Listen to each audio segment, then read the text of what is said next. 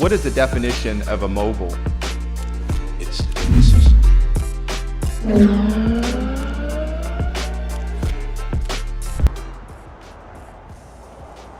Yo, we out here about to film the Moguls podcast season 1. I already did some mini interviews with Eric Thomas, Natasha Graziano, bunch of heavy hitters. Today I'm gonna have my first full-length shoot with my brother Shahan. He's a successful entrepreneur, media mogul, self-made, multi-millionaire. Talk about what's made him as successful as he is today and go from there. Let's go part of it.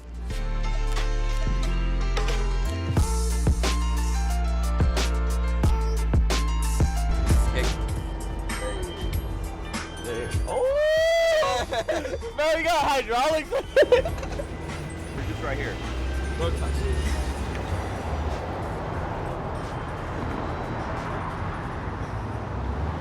Welcome to Moguls. Today I'm with my childhood best friend, Shahan Choudhury, otherwise known as Shasi. He's a self-made multi-millionaire mogul entrepreneur with a background in logistics, e-commerce, and the food and hospitality industry. He's also a very successful yogi and a rising DJ star. Oh man, thank you. Shahan, welcome to the show, man. I'm super grateful to have you on board. This is our first full-length episode of Moguls. It only felt right to do it with my childhood best friend. How are you feeling, brother? Oh my goodness, brother. This is honestly such a surreal feeling. Now that we're actually rolling, we're shooting.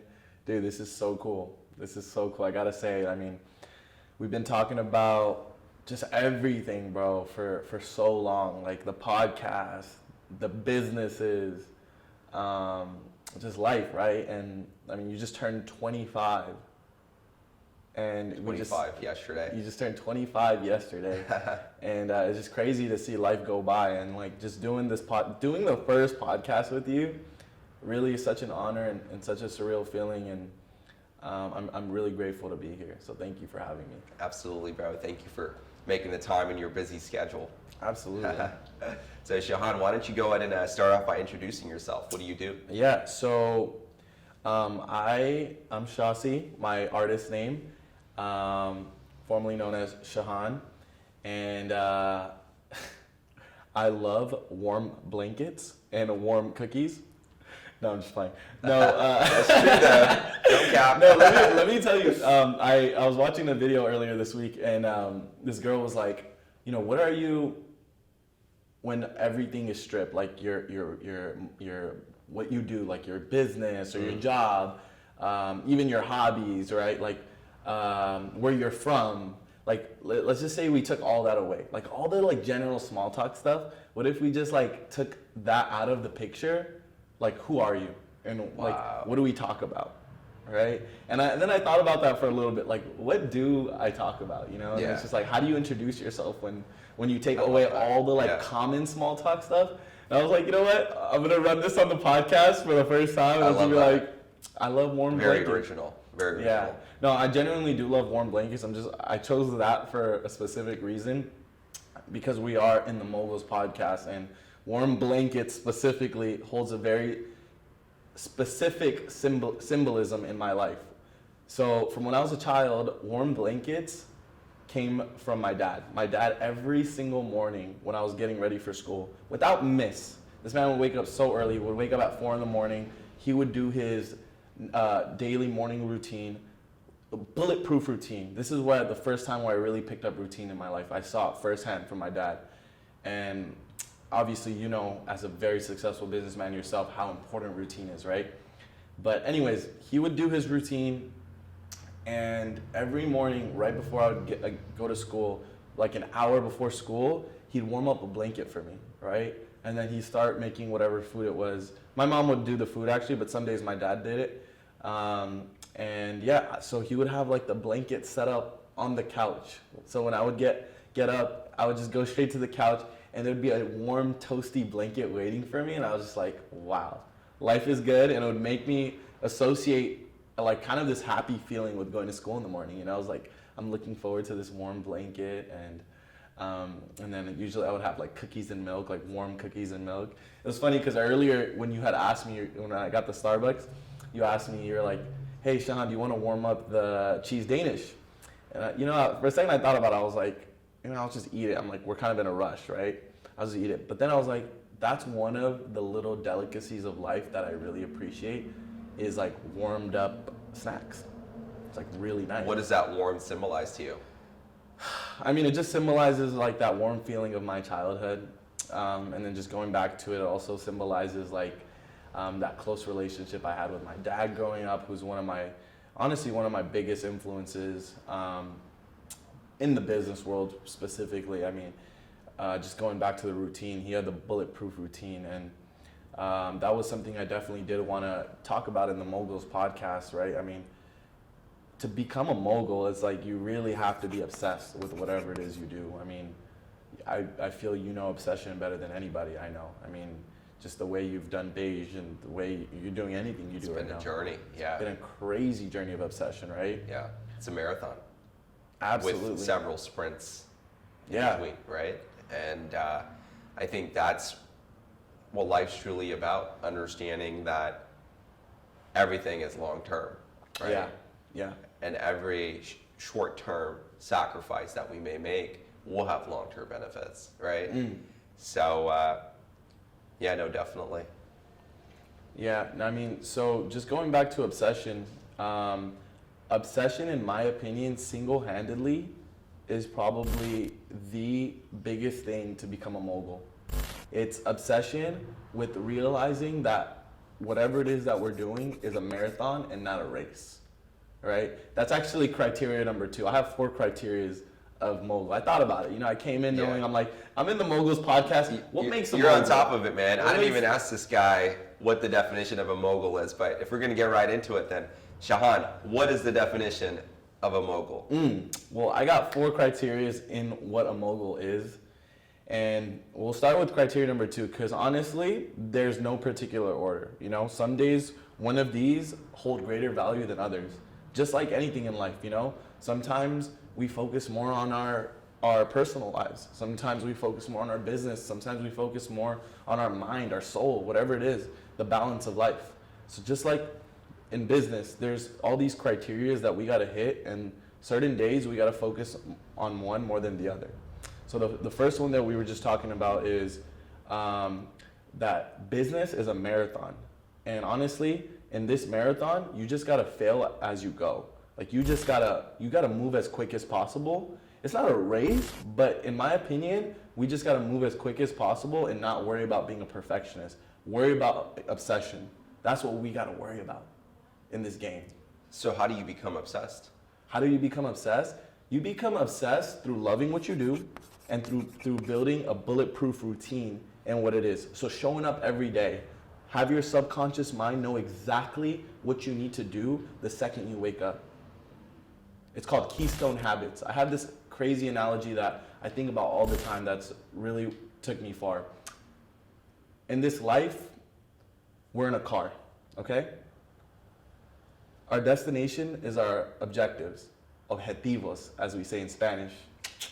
So we're in this car, and in the passenger and in the driver's seat, we have 2 people that are not you. You're in the back seat, you're watching these 2 people drive, okay? You got the driver and you got the passenger. So do you want to take a guess? We got 3 people in the car. One is you. Who are the other 2 people in the car? I'm just let you take a guess based off of this second criteria of obsession. I'm going to just take a wild guess. Your habits and your decisions? Wow. So you got it. Honestly, habits and decisions honestly coincide very nicely. Okay. And that is one of them. That is one of them. Okay. And why'd you choose that? Well, it just reminds me of myself. And I feel like so many days I'm just a passenger to my habits. And the habits that I develop are what I have to rely upon to get through my day and to crush the day. Yeah. Wow. And I couldn't have even said it better. We are a passenger of our habit. Passenger of our habit. Yeah. So our habits are the driver. Our habit is literally the driver. The keystone habits that we place in our lives. Wow. What are we doing on a daily basis that's set in stone in our subconscious mind? From the moment we wake up, what does your brain tell you that you need to get done? If we don't have that ingrained in our subconscious mind, guess what? You become a product of your environment. Yeah. So keystone habit is the first driver. It's the driver, the only driver. So if your keystone habits aren't unlocked, guess what? That driver is going to take the first exit when it sees an In-N-Out burger. It's going to take the first exit when it sees distractions. It's going to take the exit when it sees something prettier along the way. It's going to take the first exit. It's not going to stay the course. It's not going to stay the course because your habits are weak. But if your habits are strong, it stays the course. So now this has me thinking, who's got shotgun? If I'm in the back seat, who's got shotgun? So the shotgun is called the why. Wow. It's the reason you do all this. It's keeping the driver motivated, and it's keeping you motivated in the back seat. And it has the map, the guide, right? I love that. Guiding you towards that destination, but also reminding you to enjoy the journey. Yeah. And I mean, I just use this analogy all the time because as humans, all of us, we're naturally very forgetful. We certainly are. So our habits keep us on discipline, and our why keeps us motivated, And you can't just rely on just solely one. You have to use both of them harmoniously. You have to use them together, right? Because sometimes we're just doing these habits and we're like, dude, why am I doing this? Or like some days it's really hard and you're just like, oh, I'm tired. Like, I'm sure today even, like you had a crazy night yesterday. It was your birthday. Guess what? You woke up at, I don't know what time you woke up. It must have been super early. Yeah, 7:30 a.m. Yeah, do you want to talk about that, by the way? You had your birthday yesterday. And you still showed up here on time. We're doing the podcast. And to me, that's what you call a bulletproof routine. And I'm sure your why also 100% got you through this. 100%, right? And I'm here for the person at home watching that's seeking to make the next decision that's going to change their lives and build their legacy forever. I'm here for the younger version of myself that was extremely fearful of what other people would think. I'm here for everything and everyone that has doubted my own capability, starting with myself. I'm here for all the people that I love and cherish and admire. Yeah. And I wouldn't be anywhere else in the world. So these are just a couple of my whys and riding shotgun. Yeah, I love that a lot. That's beautiful. And I just want a quick sidebar. I really do love the idea, just when you were talking about your why, I really do love the idea of just this podcast in general, the Moguls podcast. I think this is just gonna be one of the most beautiful podcasts in the space in terms of self-help, self-development, business, and just overall community, supportive community. And that brings me to one of my next criteria. It's actually criteria number 4, but like I said, it's no particular order. So remind us what criteria number 2 was. Criteria number 2 was obsession. Obsession. Yeah, obsession. Criteria number 4 is community, right? Criteria number 4 is community. But let me double check. I had something really nice written for that. Okay, community, as in you are who you surround yourself with. So you are exactly the 5 people that are in your circle. Think about that. Think about the 5 people that you constantly are surrounded with. Okay, you're the average of those people. Whether you like it or not, you go into a restaurant, and for example, a Korean barbecue restaurant, you're gonna start smelling like that restaurant. Yeah, it's your environment. It's your environment. So the people you surround yourself, that's the people that you become. And so why I really love this podcast, it brings me to criteria number 4, is you are who you surround yourself with, your community. Because let's just say not every single person has superstar friends. Not everybody's blessed to have a best friend like this. So I'm so grateful I have you. I can talk to you. I can talk to people like Raw. And it's constantly uplifting me. I'm constantly surrounding myself with winners. I'm so grateful for this. But there are days, bro, where we don't see each other for maybe weeks. Yeah. Because you live in a whole different state. We literally live in whole different states now. We both have crazy routines. So watching things like this Moguls podcast, and just the idea of it is so extraordinary to me because it's gonna constantly keep us on a higher level. Yeah. Because we're effectively brainwashing ourselves to be on this mogul wavelength, right? Yeah, we're on a mogul frequency, which will promote mogul habits, which will promote mogul outcomes. Yeah. It's an entire domino effect, right? Yeah. So as soon as we decide, as soon as we make the decision that we're going to listen to the Moguls podcast, that are going to implement habits that are going to shape us into being a mogul, that are going to meet your 4 criteria for being a mogul: obsession, the remaining ones, that's when we'll embody the definition of a mogul, right? Absolutely. And life is all about giving, right? Giving is the greatest gift, in my opinion. And so if we can not only become a mogul ourselves through these keystone habits, but if we can also inspire others to become moguls, who then will inspire other generations to come to become moguls and become the best at what they are, at anything that they pursue, in any industry that they're in, we can all be moguls. And we can make this world a better place. Yeah. And that is my life's purpose and my life's mission and my goal with the Moguls podcast. To influence everyone around us, honestly. Yeah, I wholeheartedly agree. I mean, I have this philosophy that if, not everyone's seeking, wealth in the form of currency, but let's just talk in the terms of business, right? Obviously in business, most businesses, people come to make money. People come to, people work for you to make money, right? So if you're making these people who come and work for you, the people around you, rich, it's only going to make you more rich. So Everybody eats. Everybody eats. Everybody exactly. can win. So I'm always thinking about that. Like, honestly, I effectively stopped focusing on how to gain more money in my companies, and I started thinking about how to access more growth for my people. How do I ensure my managers can learn something? How do I ensure my managers are enjoying what they're doing? How do I ensure my team is reaching their highest potential? And when I started focusing on that more than focusing on the profitability of my business, guess what? My team started focusing on the profitability of my business. When I started putting that away, because I started focusing on their best interest. And that brings me to criteria number 3. Honestly, this could even be criteria number 1. Screw it. In my opinion, the biggest number 1 value of a mogul, a leader, is how they treat people. Hands down. We could scrap every single other idea, and if you're a shitty person, throw it out the window. You can never be a mogul. A mogul knows how to take care of their people. A mogul, a true leader, leads in the front. They hold the weight, and they move with their team. They're not telling people, you do this, you do that, you do that, and they don't do anything. They just sit back. No.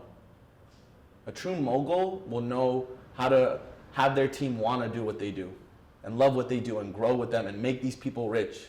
That's what my goal is, just like how it is your goal. You said with this podcast, you will be influencing all your viewers, all the followers to be their best version.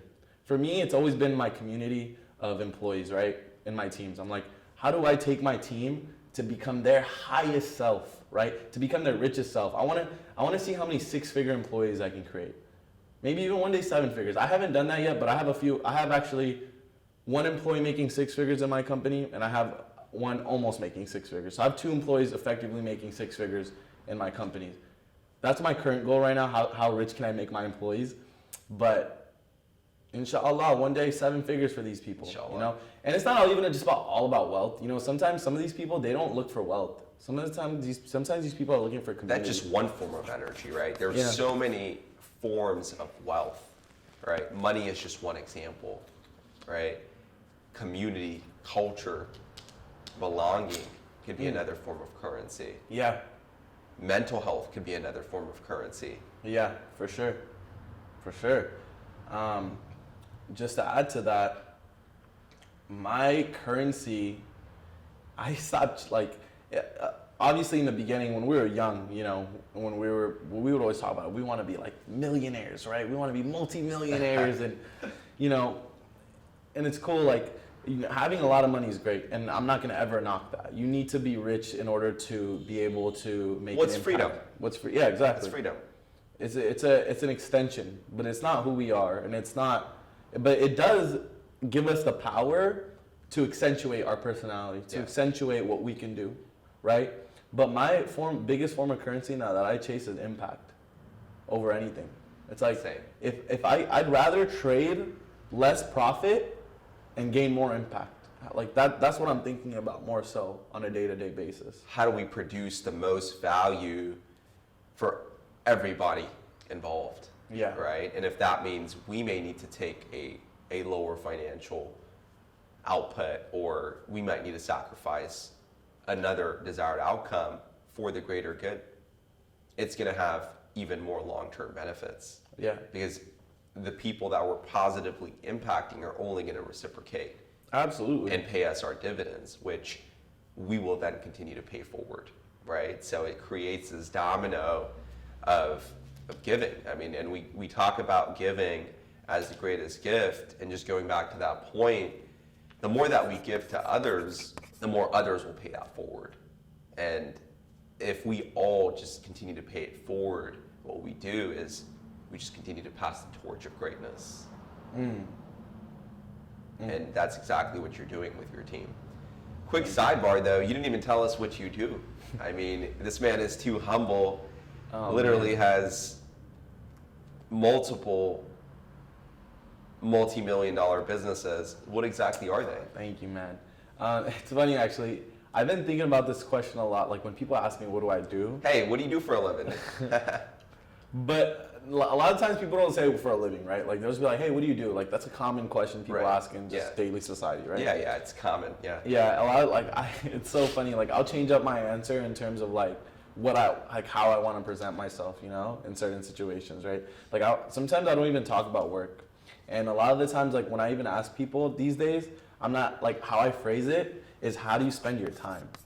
Because sometimes people don't want to talk about their work, I mean, I love talking about my work, don't get me wrong, because I genuinely do love what I do. But that's one thing I've recently started doing, and I've noticed the shift in my conversation, right? Because it lights up people in a different way. When you're like, hey, how do you spend your time? And, if they want to talk about work, they'll talk about work if they love their work. But let's just say they want to talk about their hobby, which is knitting, they'll talk about knitting, But what do I do? I'm going to assume right now you're asking what do I do for my company, what my businesses are, right? So my businesses, the first company that actually took off for me, I've had several companies that failed, in all honesty, and just to be completely transparent. I even lost track of how many, to be honest, because I've been just doing various different businesses since middle school. You know this, you too. I remember you used to freaking sell GameStop video games. I used to always come to this guy's house and he would have like all these different games. I'm like, bro, when did you get all these? He's like, oh, I'm selling them. I'm like, what? That's one of my first businesses in elementary school. Yeah. Dude, tell us a little bit about that before I go into my hustles. So I would essentially buy all these used video games from different kids at school that, might have not wanted that video game anymore. And then what I would do is essentially I would sell them to other kids that were interested for a profit. Yeah. And before I knew it, I was making several $100s every single week just flipping video games. And then whatever video games wouldn't sell, I would bring back home with me to actually just play. And I remember Shahan used to come over about every single Tuesday after school, and we would play the latest games. Yeah, you would come with my dad, and we would just play these games, and we also invented our own games. We literally invented a sport called bootleg basketball. Bootleg basketball! That was one of my favorite sports of all time, bro. Highlight of my childhood. So we had this broken chair, right? That had it was like a dining chair, but then the top that you sit on actually fell apart. So we ended up taking it off the top, and then it created this hole. And we had a nice. I grew up in a one-bedroom apartment with my amazing parents in East Hollywood, and we would, it was a pretty spacious living room. So we would put the chair all the way towards the balcony at the end of the living room, and then we would have the time of our lives playing one-on-one. We would use different soccer balls as the basketball, because it wasn't as big, and it had like a nice little bounce to it on the carpet of that apartment. And we had some of the most legendary moments in that apartment. Yeah. Oh my goodness. Yeah, we go way back. I would, if possible, I would frame that, not frame, but I would get that chair that we used as the bootleg basketball rim, the court, and I would just have that as like an artwork in my house. Like that'd be so Yeah, cool. that is so symbolic, right? chair. Because it's the reality that we have everything that we need around us. Sure, Yeah. we didn't have a big house. Sure, we didn't have a big house that we grew up in with a big backyard that could accommodate a basketball court. But we literally turned our living room into a basketball court, and we kept the dream alive. Seriously. And at that time, that was everything that we needed. Yeah. Dude, that was way more fun than normal basketball for me. I didn't even want to go to the courts. I would just want to go to your living room to go shoot hoops. Yeah. Off a broken chair. On a broken chair, right? But yeah, so tell us more about your businesses. Yeah, so the business that I currently operate, my first successful business that really took me off, thank God, thank the Lord, is my logistics company that I have in partnership with Amazon. My company makes routes with Amazon, and we deliver packages and we hold packages for Amazon.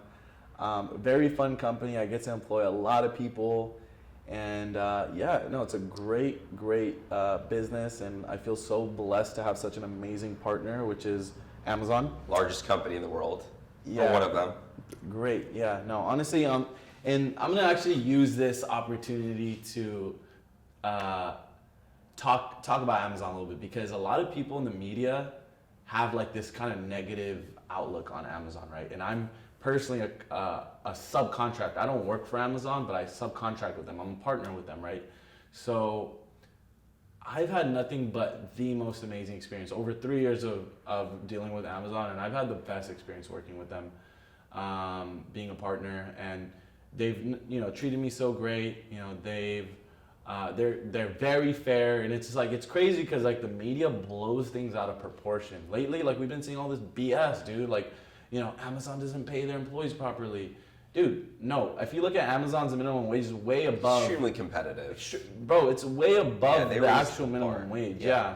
And they just like our warehouse, my warehouse, for example, in Santa Clarita, we got like all these cool amenities that Amazon provided us. Like we have like this little we have mini basketball courts, bootleg basketball courts. Hey, I like love where that. you could just shoot. And they have like a fitness area where you could go and stretch and stuff. It's such a nice warehouse that you have, and that's what I'm saying. yeah, I can see how the media controls perception of reality, but the media has its own agenda too, right? Exactly. And nobody really wants to talk about that, and we're not even going to get into it, but it's really refreshing hearing your positive experience being an Amazon partner.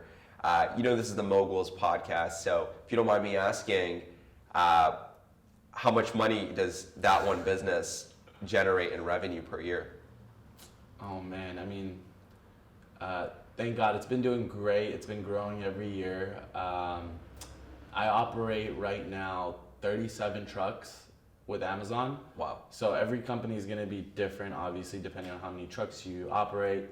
My company has 37, and with about 37 trucks, I think my company last year did 2.5 million. Wow. Yeah. So 2.5 million in revenue. Yeah. With a logistics company, guys. 2.5 million in revenue. Yeah, no, it's a blessing. I love it too. It's such a fun team to be a part of, and I could really see people grow in that company. And like I said, just going back to Amazon, like Amazon also takes care of me as a subcontractor, and that allows me to take care of all the people that come. You pay it forward, just like we were talking about earlier. You pay it forward. So that's business one. It's your main baby, right? You're doing 2.5 million rev. What are your other businesses? My other company that I actually just started this year is an Assai Bowl shop. And so it's in the restaurant space, and I've always been in the restaurant space with my family growing up. That's where my roots were, right? Yeah. And so I started my own shop now, and I love it. And that was a really cool story of actually how I got into the Assai Bowl space. Like I've never had an Assai Bowl shop. and my family did acai bowls, or I mean, we did restaurants, but we never did acai bowls. Completely, you know how different the restaurant space can be. But I got really lucky with that one too, and I feel so blessed because 2 years ago I met the owner of Assai Nation. Did I ever tell you this story? I don't know if I did. I believe you did, but let's hear it for the pod. Okay, cool.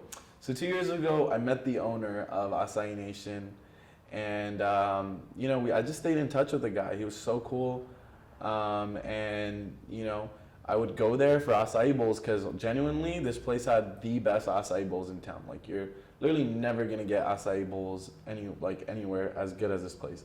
They've been open for 10 years now, 11 years. But when I first started going there, it was 10 years.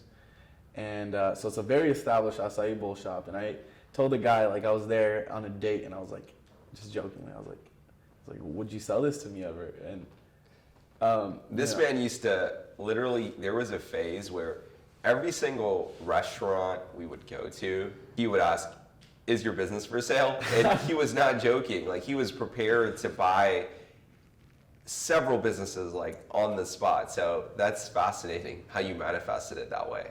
Thank you. Yeah. And you never know. I got offered a partnership with this body shop. I'm not going to mention the name because I didn't take the deal, but I got offered this franchise partnership with this body shop, and they told me something pretty interesting. They said that they go and offer, or they go and request to buy out. Pretty much, they go to body shops and they request to buy them out. Like, this is one of their like daily things that they're doing. They have an employee just for this reason, right? Like, they're just cold approaching body shop owners. And they told me that out of 100 body shop, they get 4 offers in. That's actually really good. That's a 4% conversion rate. That is huge. That's huge. So can you imagine, like, that you have no reason to not be able to start a successful business. Like, no one has any excuse. I mean, like, obviously, yeah, there's the funding aspect, but you know, that's a whole different conversation for another time. But funding is, there's so many avenues you can get funding, and whether it's through loans, et cetera, et cetera. But anyways, my point being is, like, there's opportunity everywhere. It's a sea of abundance. Sea of abundance. Sea of abundance. So tell us the story about Assai Nation. So yeah, 2 years ago I met him. Anyways, and then at that point he was considering selling it, but I also was not in the right place to offer. Like, here's the thing: his business was booming, and it still is booming. So right? it was already an established business. It's established business, and it's like he was like teetering with the idea of selling it to me at the time. But at that time, and when it was 2 years ago, I will be honest, I didn't have what he was asking for. You know, he was like, yeah, like, and he gave like a crazy number at that time because he was like, you know, he had no intentions of even really letting it go. So he's like, all right, if you want to buy it, this is like some ridiculous number, right? And I was like, okay, I kept it in my head. I was like, I'm not gonna buy it at this moment, but I kept the relationship. Anyways, 2 years later, I'm in Las Vegas with my cousin Shah Meme. He also goes by Shah, but I just call him Shah Meme, so you guys don't get confused. Shah Meme. So I was in Vegas with him. I get a call from the owner of Assai, the previous owner of Assai Nation. He goes, Shahan, he's like, do you still want to buy this business? He's like, you know, I just had a baby. I'm getting so busy with my baby, and you know, he had a DJ business too. Ironically, it's so funny because what a coincidence. He's also a DJ. I'm a DJ now, and he sold. I bought the business from a DJ. Yeah, it's just so that energy. It was a transfer of not only the business, but it was an energy transfer. Yeah, no, it's so, like, I just felt like it was meant to be, you know, because we had very similar like music backgrounds and things like that. And so, anyways, he was like, yeah, Shahan, do you want to sell it? Do you want to buy it? And I was like, absolutely. Like, literally the next day, I made my way back to LA from Vegas, and we started working on the deal. And this was earlier this year. That happened in January. I closed the deal by April, and wow. I did all my training with him. He taught me the whole thing. And yeah, that honestly, to me, was the most ideal situation. I didn't have to go through from scratch. You know, building a restaurant, as you know, you have done it with your family. You've built a restaurant from scratch, and it's insanely difficult. One of the most, food and hospitality is one of the greatest industries to not only break into, but then sustain. Yeah. It requires so much labor and people. And those are two types of leverage that just require tremendous management as well. And so you definitely, I'm so happy that you were able to find this established business. What type of numbers are you doing with that? How much in rev are you? And I know It's my first year, but what are your projections? I'm projecting this year anywhere between 700 to 800. Wow, $700,000 to $800,000 in revenue with an acai shop. Shout out Assai Nation, by the way, guys. If you guys are ever in LA, or if you live in LA and you're watching this, check out Assai Nation in Brentwood. Mention Moguls, and they will get you hooked up hook you with guys that up. premium discount. But that is amazing. So in total, you're doing essentially about 3.3 million in rev. How much are you taking home a year? This I'm gonna keep it ambiguous a little bit because it just varies. It varies every year. I will disperse a lot of it to my team. I'll either reinvest it. You know how it goes as a business owner. Yeah. So that part I will keep a little ambiguous, but I will say this: I take what I need to live the life I want to live. Like I don't take more, I don't take less.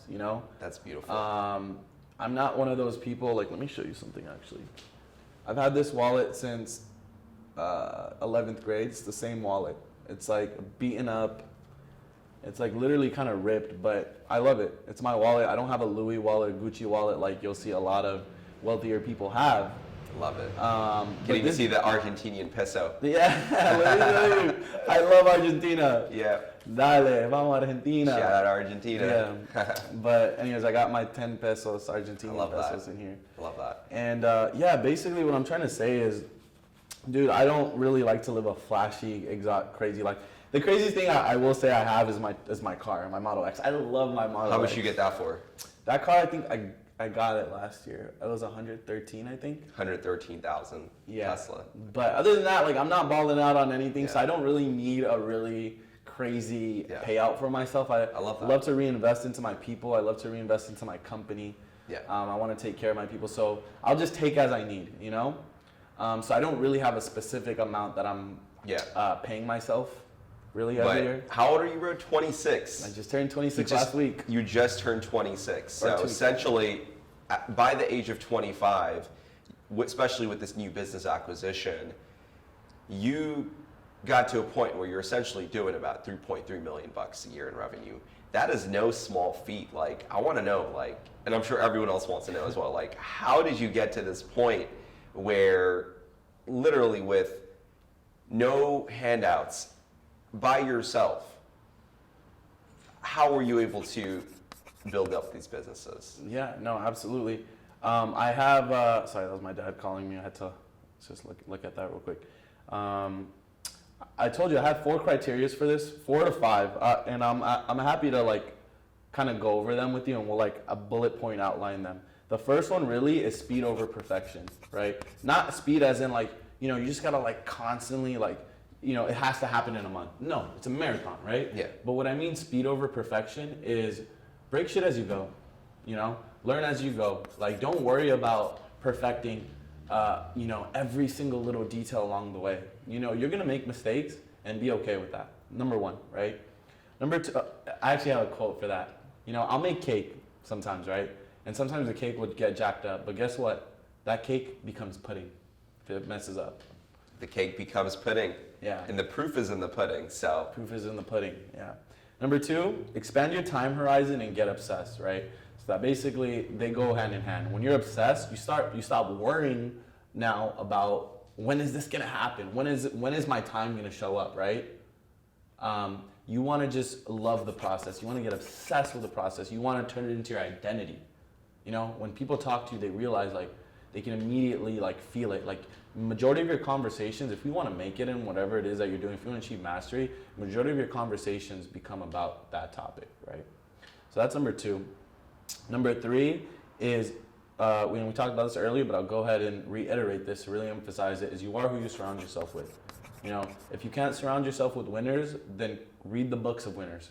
Listen to the podcasts. What I was doing on my like crazy hyper growth phase is I was every single day, I would, without miss, I would listen to some type of YouTube audio. Get YouTube Premium. If you don't have YouTube Premium, I'm not even sponsored by YouTube. I'm gonna just say it right now, get YouTube Premium and listen. Like, you can basically listen to these audios of like really good speakers, like whether it's Tony Robbins, Grant Cardone, and just have these guys brainwash you. Like, you want your subconscious mind to think like these people, right? And you have no other choice. I'm telling you, it's like, if you're not brainwashing yourself, then you're gonna be a product of the environment that's given to you, right? So it's either you choose or get handed whatever is around you. Okay. Number 4. So that was number 4. And then finally, we got in my opinion, the most important one, and people will genuinely feel this, is how you treat people. You treat people good, you treat people well, you treat people with the utmost respect, then people will treat you back with the utmost respect. Even if people are hating on you, bro, who cares? They're usually 9 out of 10 times, people are projecting when they're hating. Actually, I'm so confident in that 10 out of 10 times. It's like, if you're doing everything in your power, you're just staying on your lane, you're staying in your path, and you're doing with good intention, there should be no reason why anyone should be hating on you, so it's their inner projection. So I'm not ever worried about what's on somebody else's plate, what somebody else is doing. You know, when you start doing that, then you're just projecting your inner self, right? So I just always try to, maintain my own inner peace by treating people all around me with the utmost respect and love. That includes my customers, that includes my team, that includes my friends and family, my relationship, et cetera, et cetera. So that probably will be the biggest one for me. That's what my parents have taught me growing up, always. That's my parents' biggest value. When I asked my parents, I'm like, how did you become successful, right? That's the first answer my parents always gave me. They said, we always do it for our people. Like, I know one really spectacular accomplishment that I love that my parents have done is they've gotten so many people citizenship here in the US, right? Like, so many people through their business have gotten green cards to be able to start a new life here in the US. And they've also dished out their recipes and their way of doing business to so many other business owners. And one beautiful story, and I think you were there that day, Jose, our old chef at Anarkali, went ahead. He's Latino, and he started an Indian restaurant through the family recipe, and he's thriving. He's doing so great, and I'm so happy for him. And that really fills me up with joy to see that. Like, that to me is the biggest currency. Yeah. We effectively changed his lineage. You Yeah. know, it's like, who knows? Like, before that, he was a delivery driver. They were living paycheck to paycheck. Now, he has a successful, thriving restaurant in LA. Being able to take care of his family. Maybe, who knows? Maybe his kids will benefit from this too. Yeah. But essentially, change the lineage a little bit. Yeah, and that's the goal, right? How do you contribute to the legacy of everyone around you? How do you drive value and impact? And I mean, I've never shared this before on social media or anything, but your family effectively also changed my family's life, because I remember the story as it goes is my dad immigrated to the United States from Bangladesh after so much adversity, which we can get in a different episode. But in 1991, shortly thereafter, he met your parents, stumbled upon Anarkali right off of Melrose, my favorite Indian restaurant in the world, by the way. And I think he got a job there as a dishwasher. And your mom, who I love tremendously, met my dad and was like, hey, my dad's nickname is Alom, which is his middle name. She was like, Alom Bhai, you're so intelligent, like, you're educated, you have a master's degree from Bangladesh, like, you have so much more to offer. Don't wash dishes, come work with us in the front. And then my dad hustled and worked his way up, thanks to the opportunity that your family gave him. And he ended up being promoted to being a manager, and that literally shaped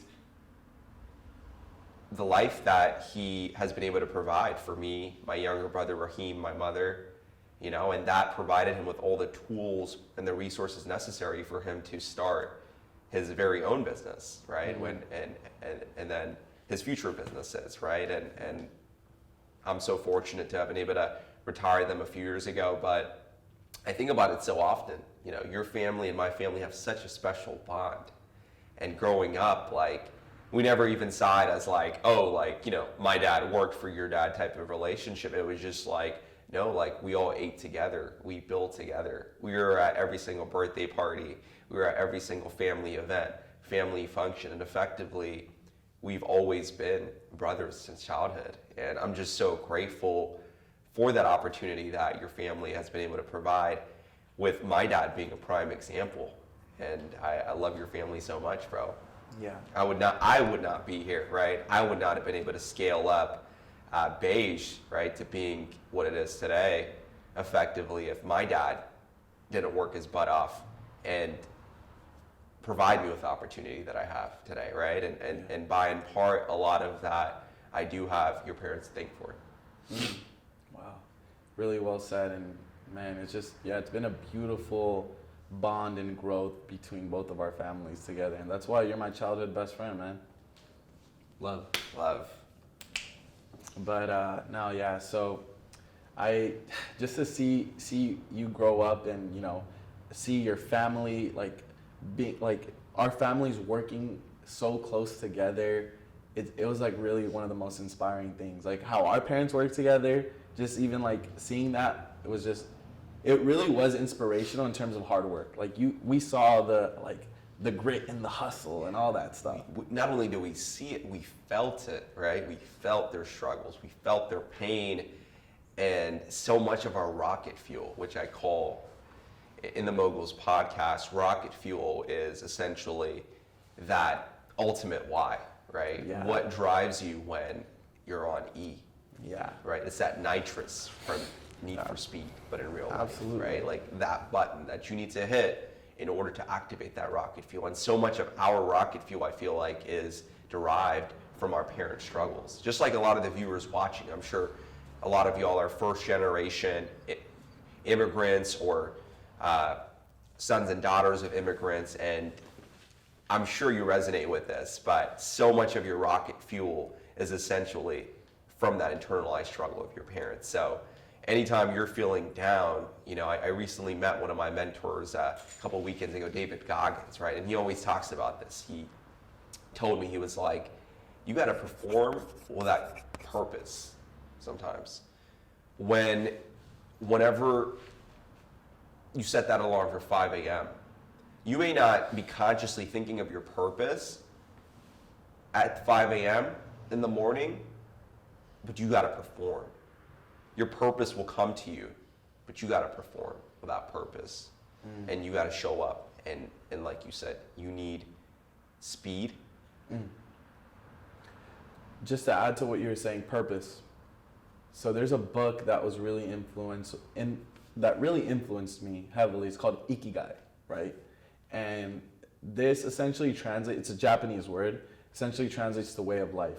And what's really beautiful about this is the Japanese people, that culture, they teach their kids this philosophy of Ikigai from a young age, right? They teach you how to find your purpose, essentially. And there's 4 criterias that Ikigai has, and I'm going to share that with you.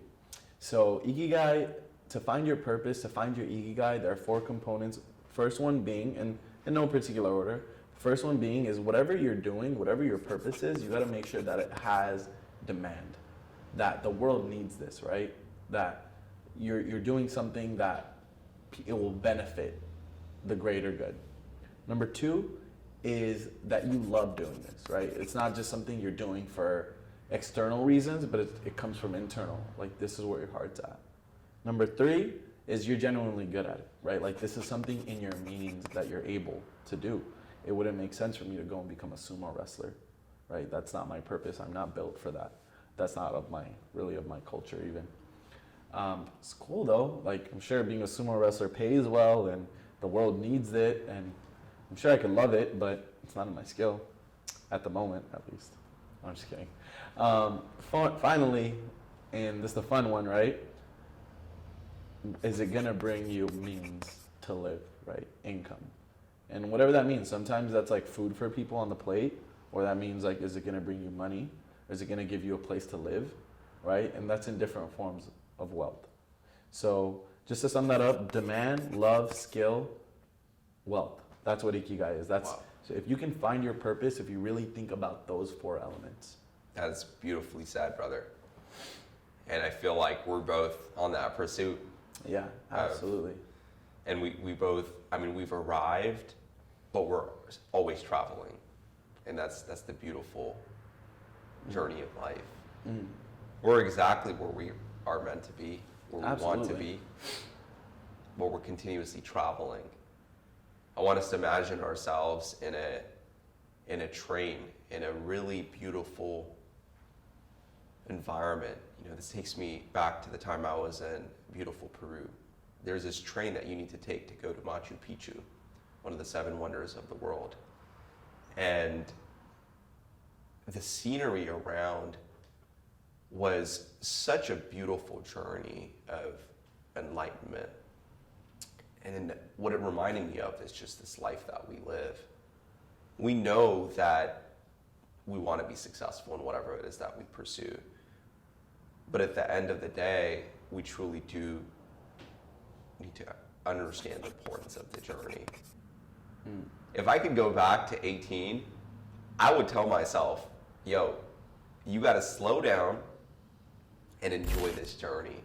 You're going to be exactly where you want to be by 25. But just enjoy the journey. Yeah. Enjoy the journey. Be present. Stop and smell the flowers. Smell the roses. I want to give you your flowers. Most people receive their flowers when they're no longer with us at their funerals. But we need to get in the habit of providing the flowers that every single person deserves while they're still alive and well and healthy. So let me give you your flowers, Shahan. You are a mogul, my brother. I'm beyond words proud of and inspired by how far you've come. I'm inspired by the countless opportunities that you provide towards everyone that you touch. I'm inspired by your continuous strides towards mastery in whatever it is you do, whether it's DJing, yoga and meditation, learning Spanish, starting new businesses, growing your businesses, developing yourself. You are a prime example of what it means to be a mogul. And you're just getting started. Thank you. I really appreciate that. And I definitely have a long way to go. And I was really resonating with what you said earlier. You know, although I have a long way to go, you know, I'm stopping and enjoying the journey. I'm trying to be as present as possible, right? Obviously, we both know we have so much more untapped potential, and we both can continue to do crazy things.